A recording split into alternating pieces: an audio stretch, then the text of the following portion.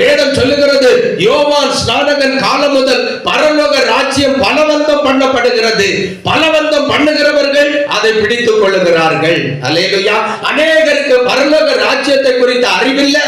அவர்கள் பரலோக ராஜ்யத்தை பலவந்தம் பண்ணி பிடிக்கிறதற்கு பதிலாக இந்த உலகத்தை பலவந்தம் பண்ணி உலகத்தை பிடிக்க வேண்டும், உலகத்தை அனுபவிக்க வேண்டும், உலகத்தை ஆளுகை செய்ய வேண்டும் என்று விரும்புகிறார்கள். அவர்களுடைய வாழ்க்கை உலகத்தோடு முடிந்து போகும். நாம் பரலோகத்தை பலவந்தம் பண்ணி பரலோகத்தை பிடிக்கிறவர்களாக இருப்போமானால் பரலோகத்திலே நாம் வாழ்ந்திருப்போம், பரலோகத்திலே ஆளுகை செய்கிறவர்களாக நிலைத்திருப்போம்.